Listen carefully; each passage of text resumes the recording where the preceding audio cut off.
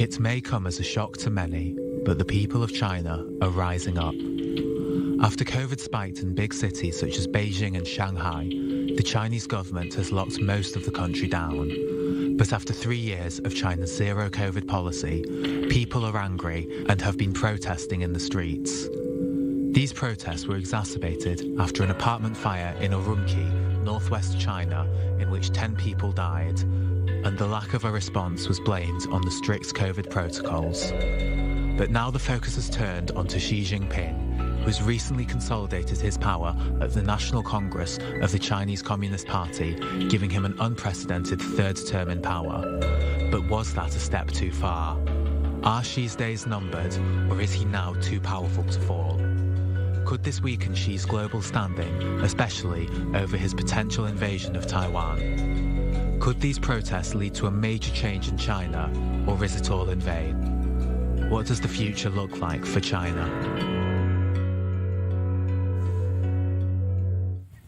So let's get to it. What does the future look like for China? As always, we begin with a quick fire round of 30 seconds each for you to lay out your initial stance on the matter, and we'll pick up the conversation right after. So Professor Gong Jiong, please take the lead. Well, first of all, I think it's not very accurate to say there are protests before this fire in Urumqi. I think the protests started after the fire in Urumqi. And second, I think for the most part, people are very unhappy with their own situation, and I can fully understand. Actually, my heart goes towards those people, who have been suffering and whose life has been hit by this and have a very hard time. However, I think for the most part, these protests are still very peaceful and being handled by the government peacefully. Okay, well, we'll put a stop right here, Professor Gong Jiong, and we will pick up from that point shortly. Yaqui Yang, your take? Well, I think we don't know what will happen, but people are very unhappy with the stringent lockdown, and because of the lockdown, the economy is not doing well. So people are losing a lot of jobs, and they have financial difficulties. They can't afford to buy food, can't afford to pay their rent. Then we also need to know people are unhappy with Xi Jinping getting a third term. So there are a lot of unhappiness around the country, and it can erupt. Now, today it erupted. Okay, and we will unpack further all those different reasons in a split second. Last but not least, and Perry, your thoughts? The Chinese Communist Party has survived in recent decades on a strength of two deals. With the Chinese people, the deal is basically give up your freedom and we'll provide prosperity. With the West and the world, it was don't mess with us and we will provide stability. Now, the first deal is being frayed by declining, economic growth rates and, of course, the anger over zero COVID. The second by Xi's bellicosity over Taiwan and in the South China Sea and in general. Yeah, okay, the gong right on time. And from this point onwards, please feel free to interact, of course, dear panelists. So let's begin with the simple question. Was the zero COVID policy a mistake, Yaqui? Well, I think there are several aspects of it. First of all, now Omicron is not as that a serious disease, and the treatment after you get a COVID is proven to be effective, and the vaccine is proven to be effective. So for China to keep this kind of stringent lockdown is unscientific and unreasonable, and people are very angry about it. And also, it affects the economy, as I said. People are losing jobs because they can't go to work.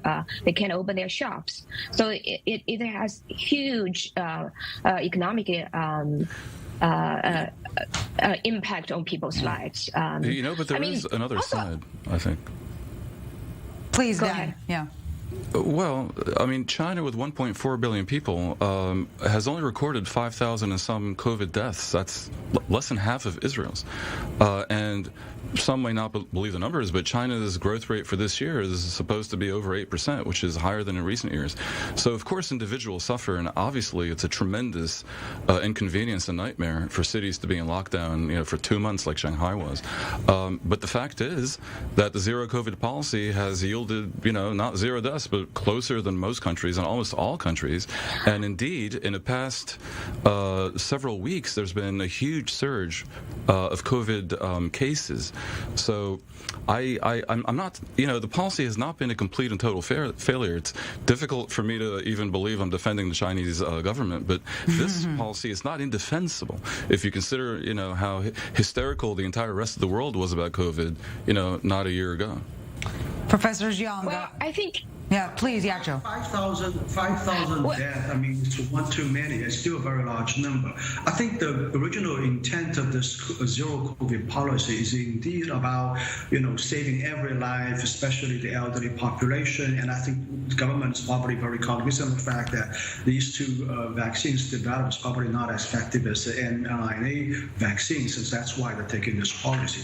Now, we have come to a stage that this has been going on for such a long time that it's now becoming a very difficult choice because deaths are occurring aside from resulting from COVID. I mean, there are other deaths as well. People are suffering.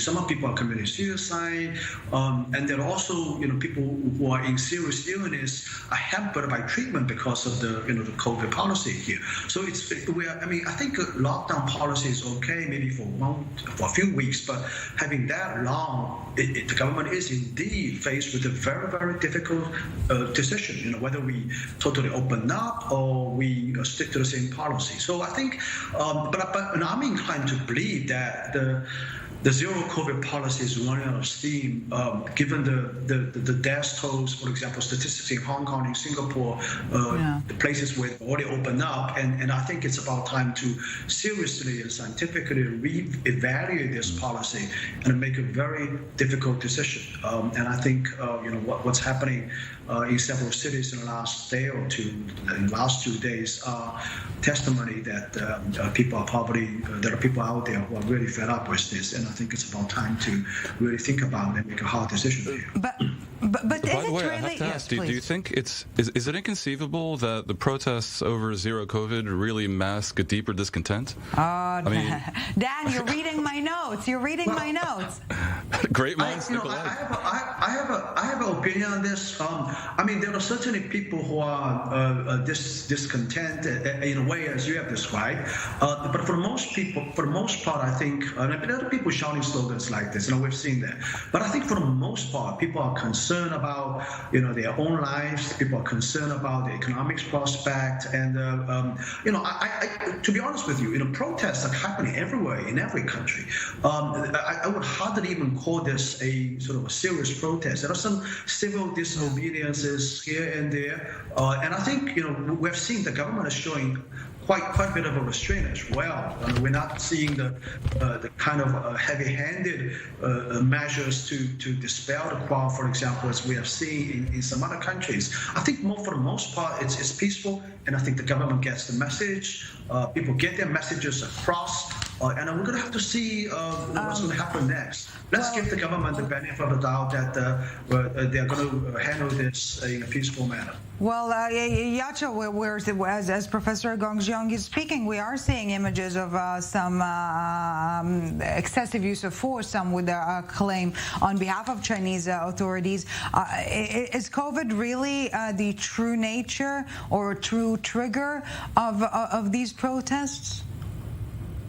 I think the protests definitely has a political connotation beyond, their discontent with the COVID policy per se. In Shanghai, people were saying Xi Jinping down, Communist Party down. Across country, university students are holding banners and, saying we want democracy, we want freedom. And you have to understand that it's very, very risky for people to say those things publicly because the government punishes severely anybody who challenges the Communist Party rule. So unless it's people feel so deeply they would do that, and you can people are doing that, it means it really says how much they want it. And then there are a lot of people saying it. Come on, you see demonstrations in Ann Arbor, Michigan. You see demonstrations in Austin, Texas, people carrying guns to the state capitol. They're chanting more or less the same slogans, freedom, this kind of thing. And we don't elevate to that kind of a level. I think, but rare is the country where that type of chant and that type of protest carries as big a risk as it does in China. It's a different context altogether. Exactly, it's completely different political context. Well, I mean, when people are in this kind of a situation, I can understand that they will, interpret this through a political lens. But I think ultimately it is the desperation, frustration with the hardship of life as a result of months of lockdown. People don't have a means to sustain themselves. College students have difficulties finding jobs. I mean, we have to understand that this year the average employment rate among graduates in Chinese universities, and we're talking about an average to good university, is even less than 20%. So it's a very difficult time, and I can fully understand that college students, university students are very angry about the current situation. It concerns their job prospect, and they feel like there's nothing to lose, and they take to the streets and they're chanting these slogans. So I mean, it's fully understandable, and I think the way to get out of this situation is to have a dialogue. Now, let me give you one example. Tsinghua University, the leadership at Tsinghua University put out a notice today asking the students to have a dialogue, to have a meeting with the students. The core of the issue here, Professor Jiong, is whether this wall of fear had to an extent collapses the next civil unrest over another topic, just a matter of time. Well, we have to wait and see. I think at this point it's probably not near the level of you are referring to. I think for the most part, people are referring to jobs, referring to economic livelihood, to hardship, that kind of thing. Yachu, again, is the wall of fear, if you will, no longer exist, or cracks at least? People know that they lost their jobs. People know they can't get their jobs. It's because of the political system that locked them in their house. They know that they can't buy food, rent their apartment. It's because of political system. So these two are connected.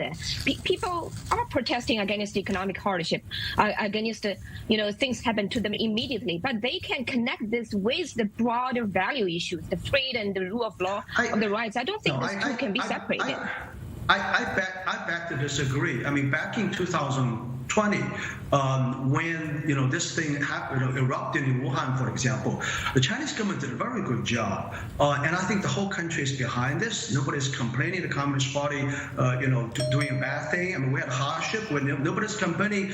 It's related to the political system. Now the COVID policy is running into a war. I believe, and I totally agree that it's time to shift gear and think about something else. And on that note, Professor Gong Jiong, Yaqui Yang, and Dan Perry, stay with us. We're taking a very short break, but we continue our discussion right after. Is there an alternative to the communist? Welcome back to the summit. Still with us, Yaqui Yang, Dan Perry, and Professor Gong Jiong. Thank you for staying with us, dear panelists. We're also staying on topic, but shifting focus now to President Xi. Will the public anger destabilize his what seems to be, until not too long ago, an extremely solid position? Let's take a listen and pick up the debate from there.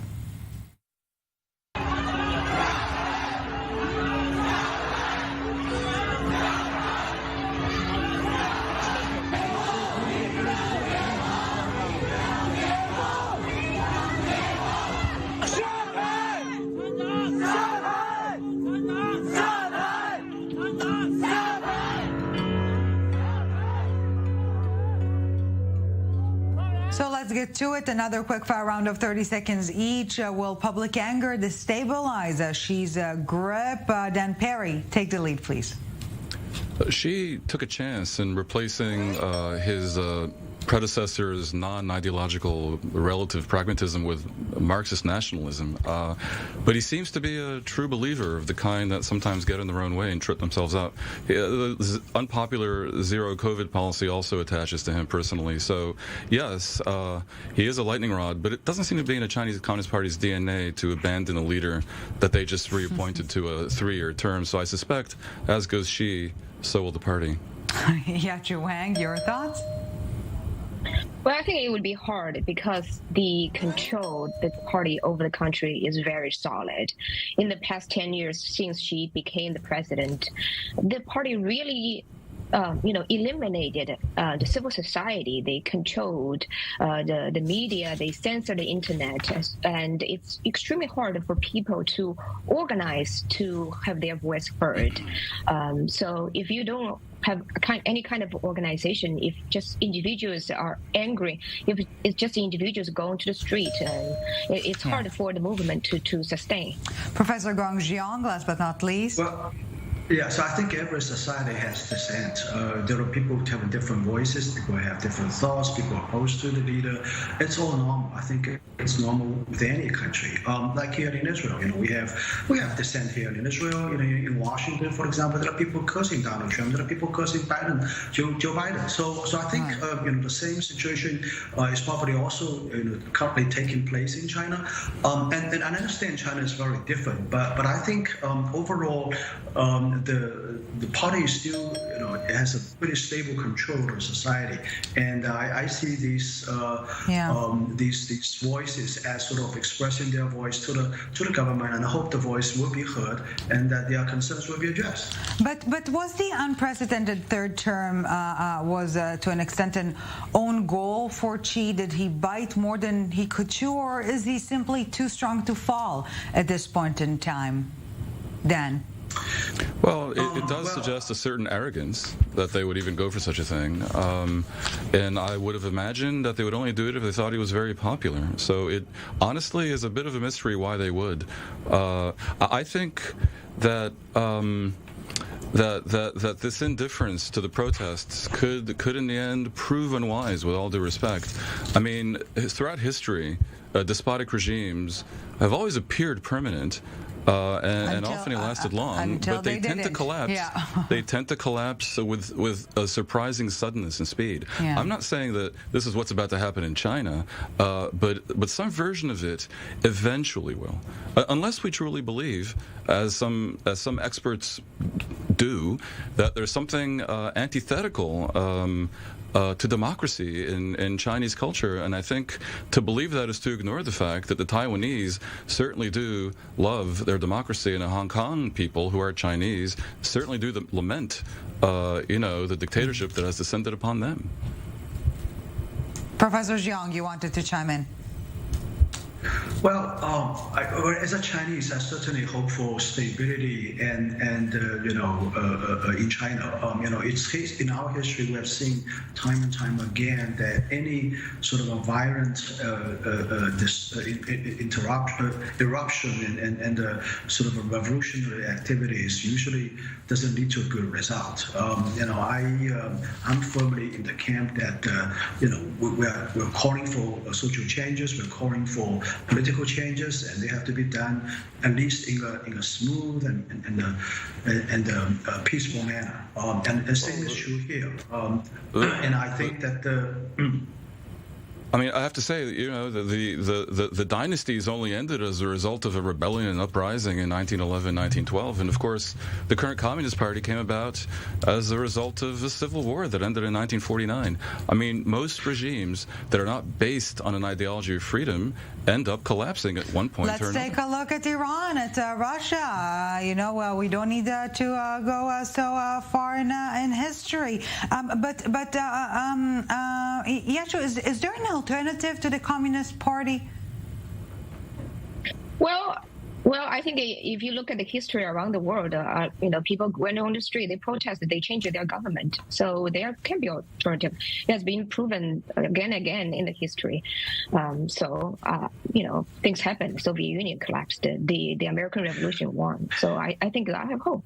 for our young people. The thing is, though, the Chinese Communist Party is the most profound dictatorship yet to exist that has nuclear weapons, and that makes it far less likely that any outside powers will try to destabilize China. That's one of the major challenges for the opponents of the regime. Professor Jiang, please. Well, I think we should all forget about any outside forces trying to change China. I mean, this is unthinkable, and I think it's total nonsense. Now, in terms of for example, proposed idea for regime collapse, I totally reject that idea. I think you look at the history in China. Anytime there's a regime change in that manner, it bodes violence, it bodes misery for people in China. It's not going to be a good ending. So I totally reject that notion. I think development and peace is the way to go. And if you look at, and I think even before this lockdown phase really kick in, you talk to people on the streets in China. I think overall people are still very happy with the current administration. And the approval rate, I think, at least is way higher than Joe Biden, for example, in the United States. Do you think they can speak their mind? And well, I mean, you talk to people, in private. I think I'm still very confident. At least 50% of people are still very happy about the life in the last 20 years. There's a profound change here in China, 30 to 40 years, that under the current party. So I think I totally reject that the notion that the people are angry, people want to topple the regime. No, that's not like that. I mean, talk to the young people, especially young people who actually studied abroad, studied in Europe, studied in the United States, came back to China, and you talk to these people, and I'm not sure that you're actually correct. Now, this might change a little bit. I totally agree. In the last few weeks, the lockdowns, the hardship things are starting to change. Things are starting to change in every country. So I think the party gets a setback in terms of public support, and I admit that. But this party has its resilience, and you look at the history of this party, and it made many mistakes in the past, but somehow it corrected its mistakes in the past as well. So I'm still not writing this off. I think I think the whole.